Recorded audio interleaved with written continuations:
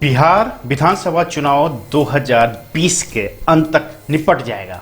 वैसे जो सर्वे हमारे पास आया है उसमें काफ़ी चेंजेस आया है जून जुलाई मंथ के हिसाब से।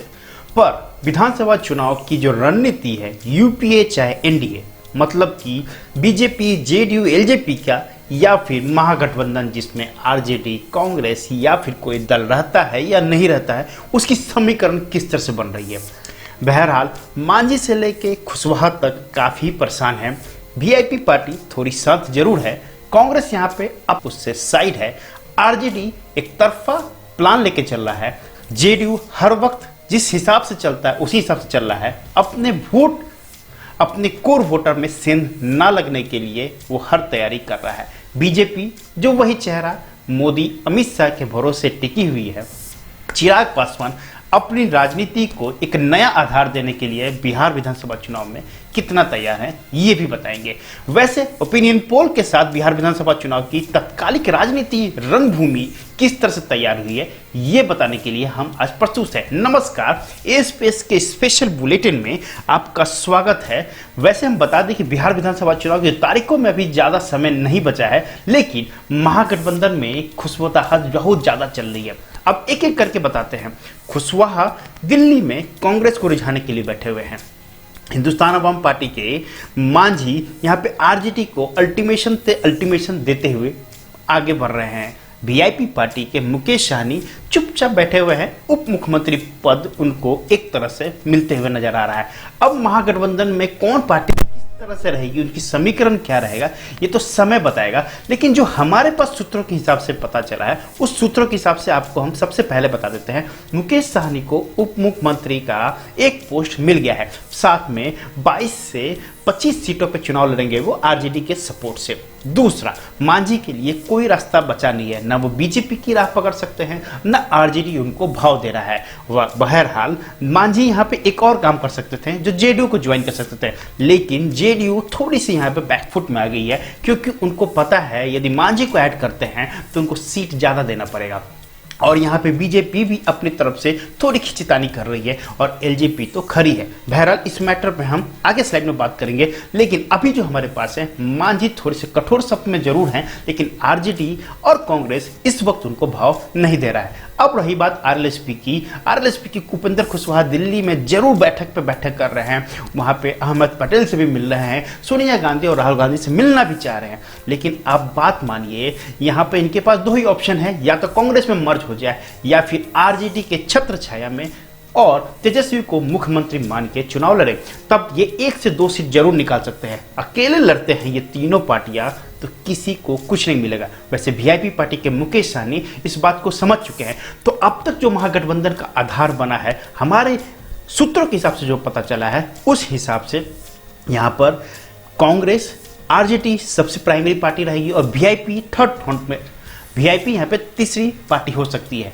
कुशवाहा और मांझी के लिए रास्ता यहाँ पे ब्लॉक होते हुए नजर आ रहा है। हाँ, यदि सीटों को कॉम्प्रोमाइज करने के लिए तैयार हैं तो जरूर आरजेडी और कांग्रेस इनको सपोर्ट कर सकता है, लेकिन क्षेत्रीय दलों का दबदबा अब वो बिहार में नहीं रहा है। साथ में अपने अस्तित्व की लड़ाई के लिए इनको सीटों के साथ और चेहरों के साथ कॉम्प्रोमाइज तो पक्का करना है।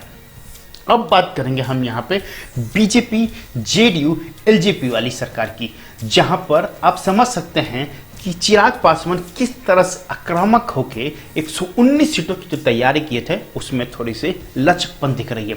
जेडीयू भी तैयार है, लेकिन जो हमारे पास सूत्रों के हिसाब से पता चला है बिहार विधानसभा चुनाव 2020 के लिए बीजेपी एलजेपी को तो मना लेगी, लेकिन जेडीयू को मनाना यहाँ पे टफ है, क्योंकि वो केंद्र में सरकार के साथ सिर्फ नाम का है, उसमें कोई भी मंत्री भागीदारी नहीं है। जबकि एलजेपी के साथ उनके मुख्य जो धार के नेता हैं चिराग पासवान के पिताजी रामविलास पासवान, वो मंत्री हैं। तो यहाँ पे बीजेपी जरूर इनसे कुछ ना कुछ कॉम्प्रोमाइज कराएगा।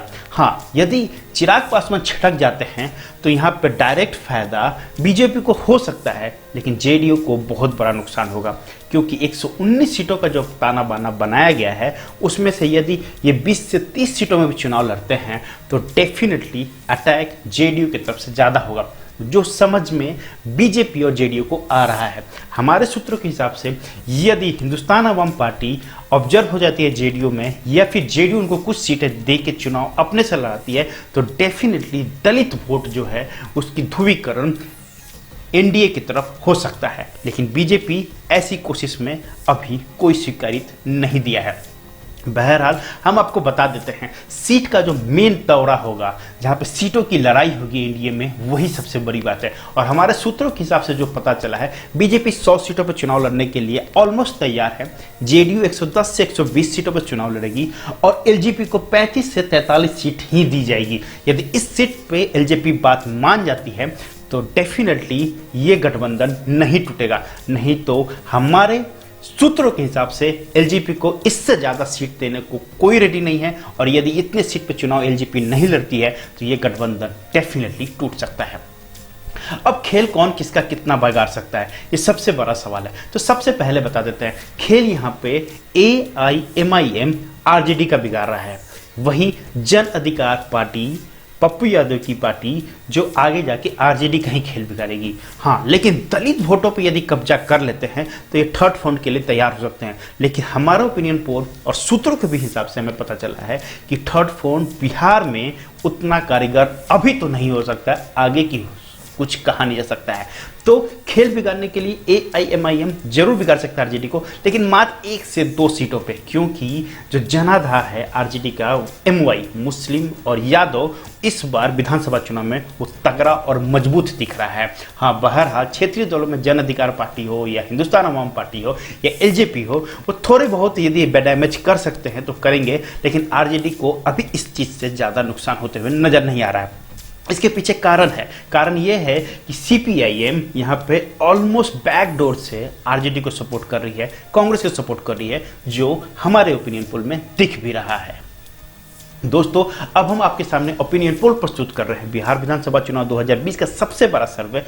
कुल सीटें हैं 243, 122 की बहुमत चाहिए और इंडिपेंडेंट कैंडिडेट आधा वोट प्रतिशत के साथ यहाँ पे 1 सीट जीत सकता है। चलिए, बहरहाल ये तो हम बताएं आपको इंडिपेंडेंट का। CPIM यहाँ पे 2 सीट जीत सकती है, इनका वोट प्रतिशत होगा 1.5।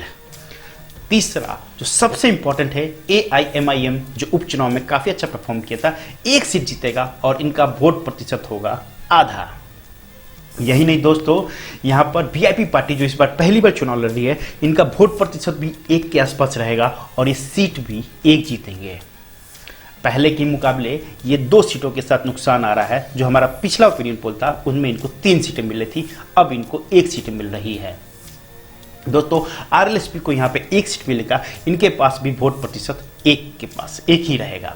लेकिन हिंदुस्तान अवाम पार्टी यहाँ पे थोड़ा सा चकवा दे सकती है, इनका वोट प्रतिशत आधा है और ये 1 सीट ही जीतेंगे, ये तो तय है। लेकिन यदि मर्ज हो जाते जेडीयू में तो ये भी सीट इनके हाथ से गुजरता हुआ नजर आ रहा है। बहरहाल दोस्तों, ये बिहार विधानसभा चुनाव है, यहाँ पे बिहार की राजनीति देश की राजनीति को तय करता है। तो एलजेपी का क्या होता है? एलजेपी यहाँ पे 40 सीटों पे चुनाव लड़े या 119 सीटों पे चुनाव लड़े, इनकी जीत मैक्सिमम होगी 9 सीटों की और इनका वोट प्रतिशत होगा 4.5। दोस्तों, यहाँ पे सबसे बड़ी बात है कांग्रेस का। कांग्रेस 22 सीट जीत रही थी, हमारा पिछला ओपिनियन पोल था उसमें 12 सीट जीत रही थी, इस बार इनका 22 सीटें मिल रही है। वोट प्रतिशत पहले था 6.5 के आसपास, अब की बार हो गया 8.5%। अब इसके पीछे कारण है पेट्रोल की, डीजल की जो प्राइस बढ़ रही है, उसमें कांग्रेस का काफ़ी अच्छा योगदान था जब मनमोहन साहब थे, और उस हिसाब से आक्रामक हो सकता है कांग्रेस। इस हिसाब से यहाँ से 12 से 22 सीटों पे जीत हासिल कर सकती है, जो हमारा ओपिनियन पोल पिछले के अब के मुकाबले है। वोट प्रतिशत पे इनके 2 बढ़ते हुए नजर आ रहा है। हाँ, यहाँ पे चौंकाने वाला नंबर है जेडीयू के लिए। जेडीयू यहाँ पे 57 सीट जीत सकता है, इनका वोट प्रतिशत होगा 21, जबकि पिछला ओपिनियन पोल में इनका सीटें थी 51, लेकिन अब की बार 57 है। हाँ, यहाँ पे एक चेंज जरूर आया है, बीजेपी यहाँ पे 51 सीट जीतेगी, इनका वोट प्रतिशत होगा 23.5। अब सबसे बड़ी पार्टी होगी आरजेडी। आरजेडी यहाँ पे जैसे पिछले बार है और इस मुकाबले में भी 103 सीटों से ज़्यादा ही जीतेगा, हमारा ओपिनियन पोल यही बता रहा है। इनका वोट प्रतिशत होगा 38.5। 5 दोस्तों 243 में से 122 की बहुमत होगी, उसकी सरकार बनेगी। और सबसे बड़ी पार्टी यहाँ पे हमारे ओपिनियन पोल से आरजेडी है। अब यदि 103 सीटें मान लेते हैं कि आरजेडी को आता है और 22 सीटें कांग्रेस का आता है, तो आराम से यहाँ पे जेडीयू कांग्रेस की सरकार बनते हुए नजर आ रही है हमारे ओपिनियन पोल में। दोस्तों ये वीडियो आपको कैसा लगा प्लीज कमेंट बॉक्स में अपडेट कीजिएगा, लाइक कीजिए, शेयर कीजिए, सब्सक्राइब कीजिए, बेल आइकन को जरूर प्रेस कर लीजिएगा। हमारी तरफ से जो भी नई वीडियो है उसका नोटिफिकेशन आपको जरूर मिले। दोस्तों मिलते हैं अगले वीडियो में, तब तक के लिए जय बिहार।